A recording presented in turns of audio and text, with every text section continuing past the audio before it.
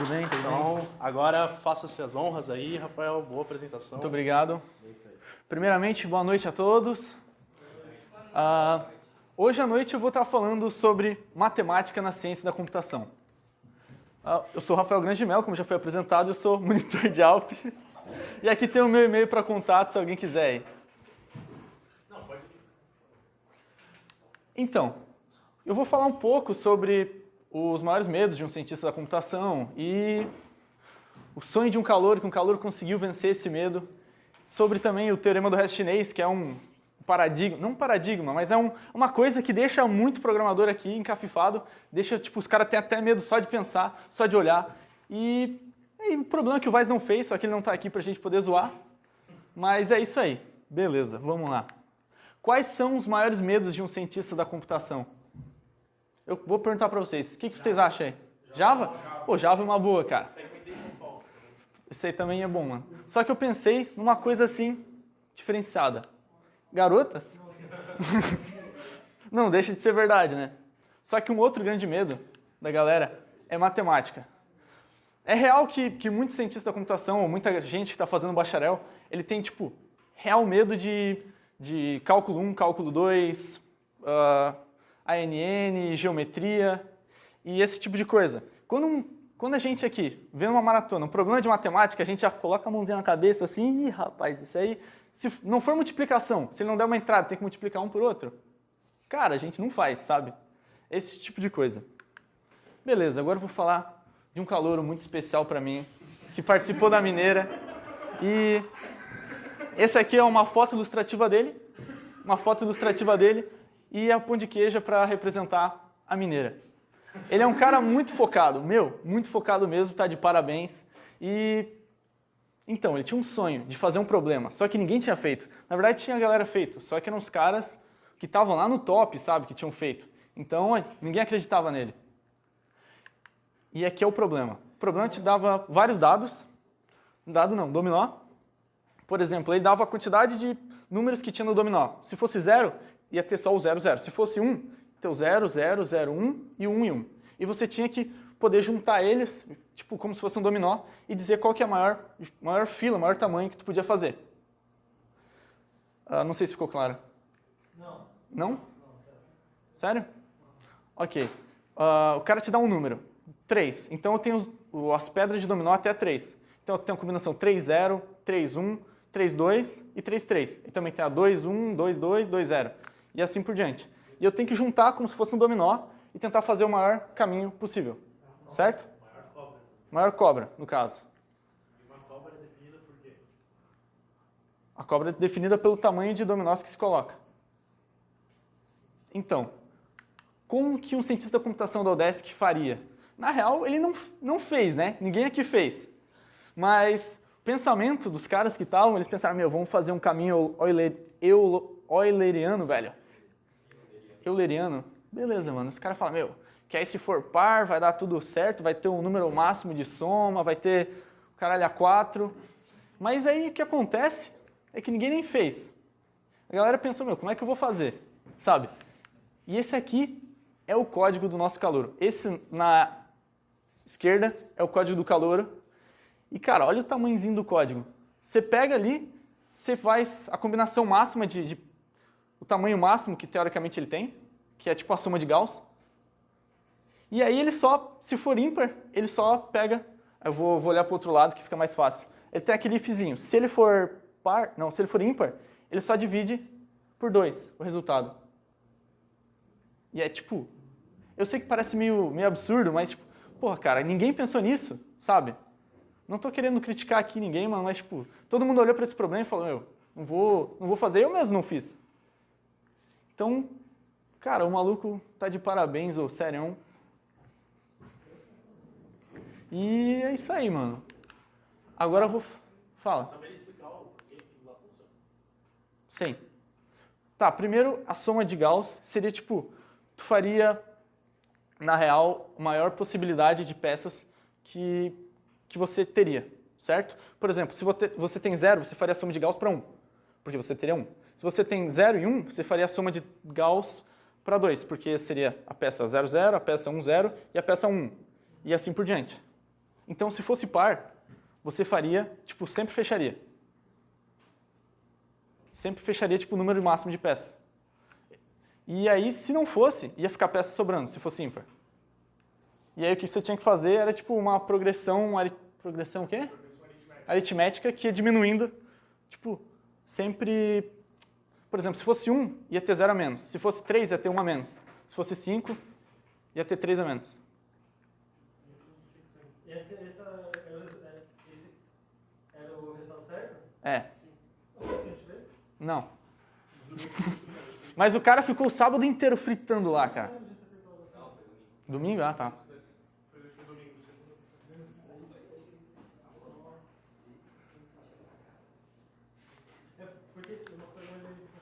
Agora eu vou explicar um pouquinho para vocês o teorema do resto chinês. Cara, ele é muito simples. Se vocês verem, é o somatório... Não, brincadeira, né, meu? Tipo, olha essa desgraça, velho. Então, você olha para esse negócio aqui, claro que você não vai entender. Primeiro tem que explicar o que é o teorema do resto chinês. Opa, antes de uma coisa. O teorema do resto chinês, ele envolve aritmética modular. Já vou explicar o teorema do resto chinês. Mas antes disso, eu acho interessante explicar como que funciona a aritmética modular, principalmente para os calouros que não sabem. O que eu quero dizer aqui? Que A mais B mod n é a mesma coisa que A mod n mais B mod n mod n. E A menos B mod n é a mesma coisa que A mod n menos B mod n mais n mod n. Vocês estão acreditando em mim? Faz sentido para vocês? Não? Pô, não vou explicar isso aí não, porque eu vou perder tempo explicando a inversa. Então... exatamente, comutatividade do mod. Beleza, o teorema do resto chinês o que é? Ele te dá um x, um valor que você não sabe, e ele te dá x mod 5 igual a 3, x mod 3 igual a 2. Calma aí, alguém aqui não sabe o que é o mod? Não? Beleza. X mod 2 igual a 1. Então, como é que você descobriria isso? Cara, é um número pequeno. É tranquilo de resolver isso. Você pode, tipo, faz um for aí, vai tentando, sabe? Vai tentando até dar. Tem casos que não dá. Mas o teorema do resto chinês, o que ele diz pra gente? A gente divide em partições. A primeira parte vai ser, eu quero o resultado quando eu fizer mod 5. A segunda parte é quando fizer mod 3, a terceira é quando fizer mod 2. Eu separo em multiplicações, porque quando eu tiro mod 5, aquelas somas ali vão sumir. Porque eu vou multiplicar... calma aí. Eu vou multiplicar, por exemplo, mod 5 por 2 e por 3. Porque quando tirar mod 3, a parte do 5 some. Quando tirar mod 2, a parte do 5 some. Deu para entender? Tá meio complicado, mas... Beleza. Mod 3 eu vou multiplicar por 2, então quando eu tiro mod 2, a parte do meio também some. Quando eu tiro, e também eu vou multiplicar por 5, porque quando eu tiro a parte do mod 5, aquela parte ali também some. Porque eu quero me preocupar em fazer o resultado certo só em cada parte da soma, certo? Beleza. E a mesma história para o mod 2. Agora tá. 2 vezes 3 vai dar 6. Mod 5 vai dar 1. Eu queria que tivesse 3. Então eu vou multiplicar por 3. E lá o mod 2, 3 vezes 5 é 15, que mod 2 também é 1. Então aquele ali está certo e o mod 5 eu só multiplico por 3. Agora a mesma história para o nosso famoso mod 3, a parte do meio. 2 vezes 5 é 10, mod 3 é 1. Então eu multiplico por 2, porque aí vai dar mod 2. Beleza. Aí eu só somo a gurizada toda, vai dar 53. E aí que vem o pulo do gato. Não, nem vem. 53, ele funciona, mas existem infinitos números que funcionam. Na verdade, 53, ele mais o mínimo múltiplo comum de todo mundo que tu está tirando mod. Tipo, é uma constante vezes o mínimo múltiplo comum. Então, se tu tirar o mod do mínimo múltiplo comum, tu tem o menor valor de x que recebe. Por exemplo, 53 mod 5 vezes 3 vezes 2, que é 30, e vai dar 23. Não deu para entender? Ih, rapaz. É que eu não posso colocar a mãozinha na tela. Aqui, ó. A gente chegou no 53, certo? O 53 ele responde, mas não só o 53. qualquer número, tipo mais 30, porque ele vai começar a ciclar dentro do teu mod, ele também vai representar. Ele também vai dar o resultado certo. Eu só não peguei qual que é a pergunta do restinho. Tá, ele quer descobrir um x que valha. O menor x que valha, que responda aquelas três. X módulo 5, X módulo 3, X módulo 2, quanto vale X? Exatamente. O X que satisfaz tudo isso. Tudo aquilo. Não tem igual a zero. X módulo 5 é igual a 3, X módulo 3 é igual a 2. Sistema de equação. Isso, sistema de equação. Beleza. Aí eu só tiro. É que eu tiro o mod 23. Aí eu tiro o mod 30 no caso. Aí eu tiro tanto desse lado aqui, quanto desse lado aqui. Por quê? Porque aí eu consigo pegar mod 30, dar uma somatória desse cara com esses caras de todo mundo que tu tá tentando tirar mod. Ah, tá, porque daí no caso, se tu tirar o mod 30 do lado direito, vai cancelar, vai dar zero. Porque Isso, exatamente. vai ser...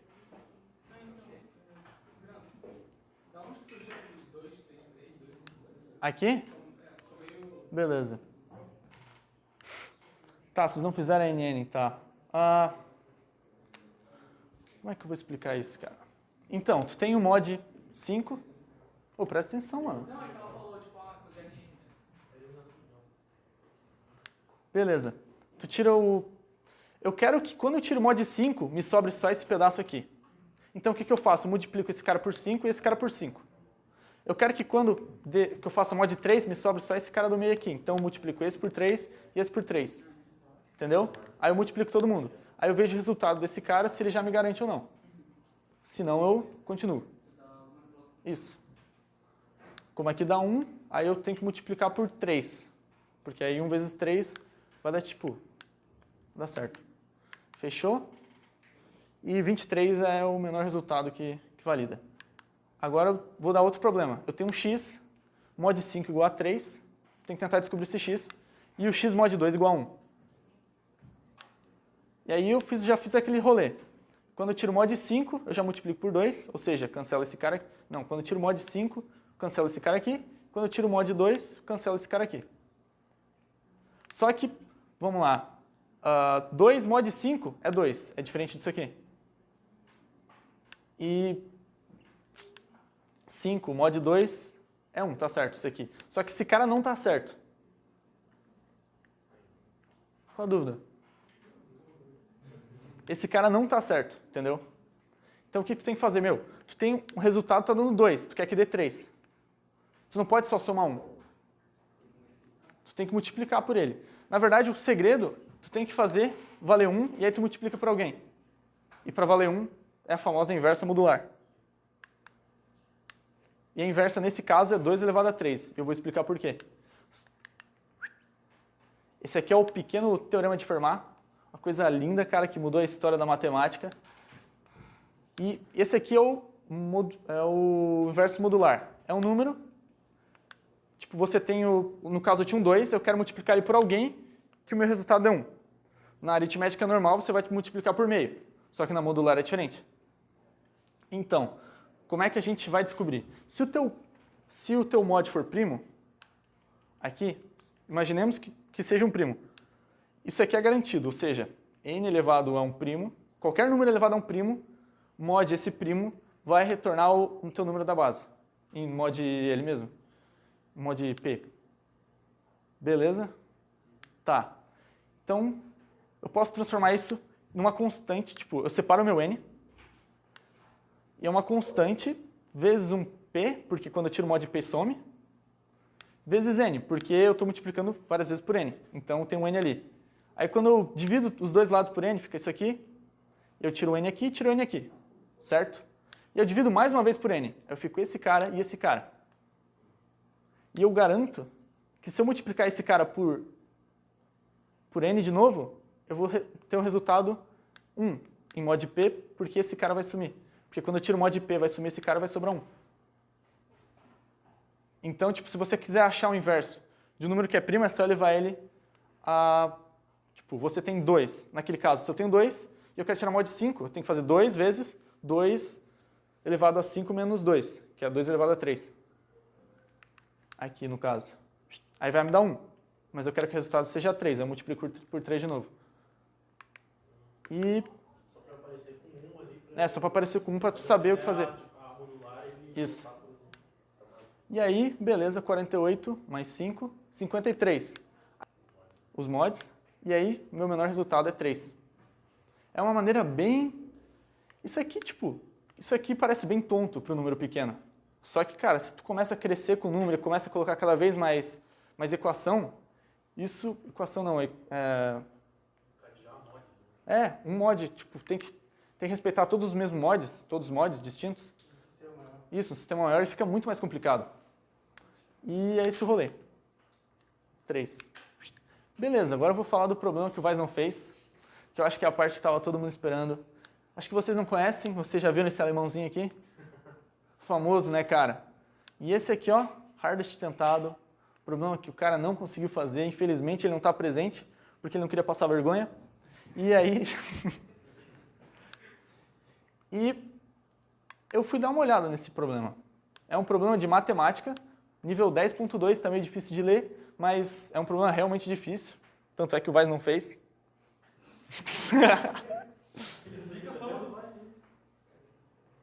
E o problema, eu passei ele, e eu vou explicar.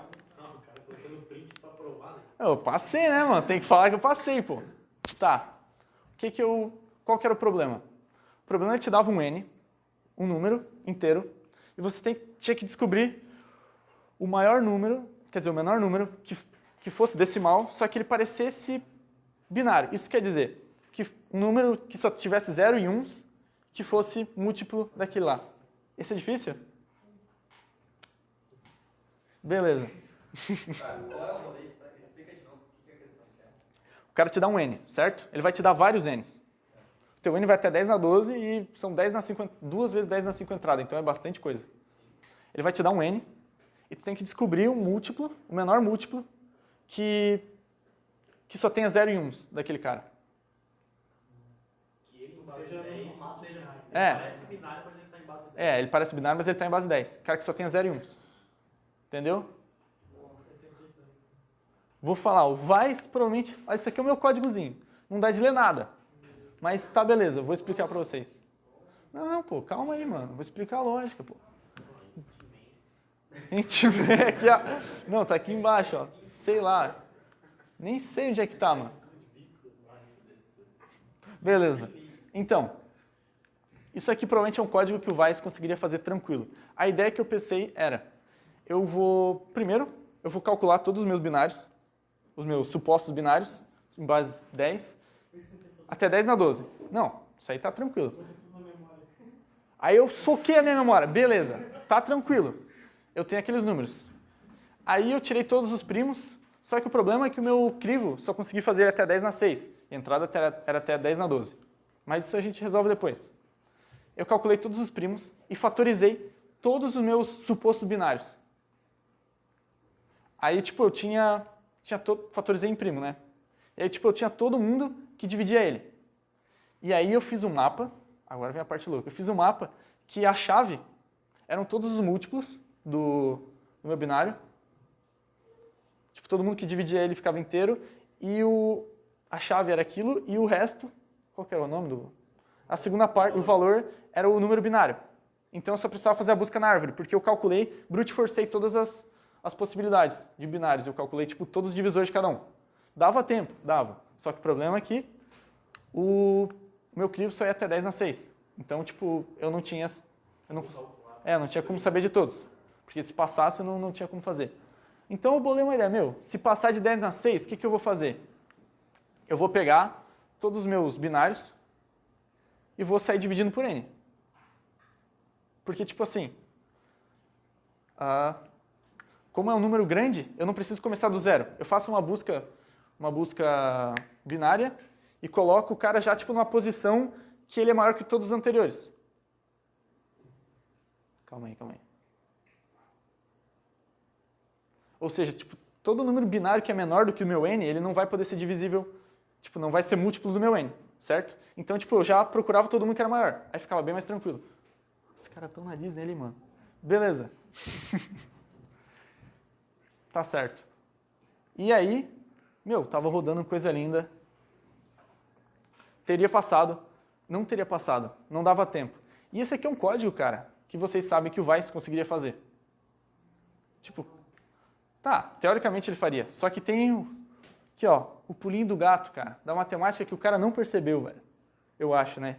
Não sei, às vezes ficar desmerecendo o cara aqui, não sei de nada. Beleza. No meio do código eu coloquei uns contadores aqui. Eu chamo de contador de divisão por 2, contador de divisão por 5 e contador total. O que eu estou fazendo? Eu estou pegando meu n, dividindo por 5, enquanto ele for divisível por 5, e vou aumentando meu contador. E depois o meu contador total vai ser o maior valor entre o contador de 2 e o contador de 5. Beleza. Por que eu estou fazendo isso? Porque, olha só, se vocês repararem, o meu 1, ele é 1. Show. O meu 2, o meu binário, vai ser o 10, o meu 5 vai ser o 10 também, e o meu 10 vai ser o 10. Quando eu divido por 5... Calma aí. Por exemplo, se eu dividir esse cara por 2, ele vai me dar 1 e o resultado vai ser 1. Toda vez que eu divido por 2 ou por 5, eu sei que vai ter um 0 atrás. Então, tipo, porque não existe número que multiplique 2 que dê 1 na última casa. E não existe número que multiplique 5 que dê 1 na última casa. Então eu sei que vai ter um 0. Daí eu posso dividir por 2 e por 5 a quantidade de vezes que eu quiser. Isso traz, tipo, todos os zeros à direita, Isso. normaliza ele por canto. Eu normalizo eles. Então, por exemplo, o 2, na verdade, eu calcularia do 1 e colocaria um 0 atrás. O 5, mesma história. O 4, eu dividiria 2 vezes por 2, calcularia o do 1 e colocaria 2 zeros atrás. O de 20, mesma história, dividiria... de 20 eu dividiria 2 vezes por 2 e uma vez por 5. Só que eu só pegaria o máximo, o maior. Então eu colocaria só 2. E o 8 eu dividiria 3 vezes por 2. E aí, cara, eu não precisava fazer nem os meus binários até 10 na 12. Eu fazia até... Calma aí, eu tinha 4.096 binários, eu fiz só 2.048. Porque eu perdi a metade. A última casa eu joguei fora, entendeu? Não precisei lidar com ela. E isso aí me passou no tempo. E eu acho que é isso que faltou pro Vai, sabe? Talvez, não sei. Tá. Agora um desafio aí, especial pros calouros, para eles bater a cuca. É o desafio, pode anotar aí, mano, o 1292. 3 pontinhos simples, geometria computacional, mano. O que você tem que fazer? Você tem um quadrado dentro de um pentágono, e ele te dá a área do pentágono, e você tem que saber a maior área do quadrado que cabe ali dentro. Tu fez isso aí? Não, eu falei pra ele ontem, desse tipo de problema. Vou explicar, mano. Esse 3 pontinhos aqui é migué. Sabe por quê? Porque os caras vão lá no debug, os caras pegam o resultado, porque você multiplica por uma constante, só que ele quer tipo 10 pontos de casa decimal. Então, tipo assim, e vai até 1.000. Então, tu vai lá no debug, joga 1.000, tu pega esse número, divide por 1.000, tu tem a constante. Então, tipo, muita gente faz exatamente isso. É a cara de quem já fez. Eu? Não, nunca, não. E Qual é que é isso. a entrada e qual que é a saída? A entrada é a área do teu pentágono e tu quer saber a área do quadrado. O pentágono sempre é regular. É, isso. O desafio fica aí fazer sem usar a constante. Sem ter que descobrir a constante antes. E é isso. Oi? Qual que é o hack dessa questão aí?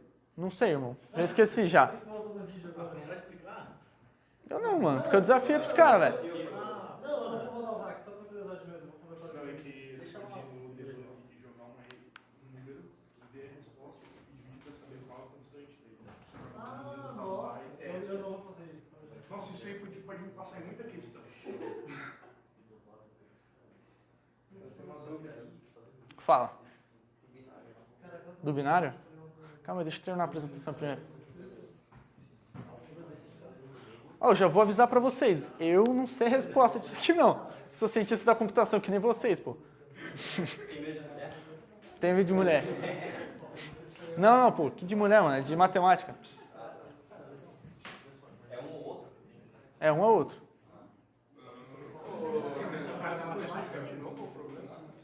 Esse aqui? O cara vai te dar a área do pentágono. E tipo, e você tem que descobrir o maior quadrado que cabe ali dentro. A área do maior quadrado que cabe ali dentro. Isso.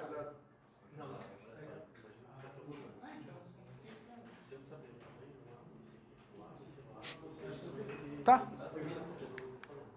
Muito obrigado pela atenção aí para vocês.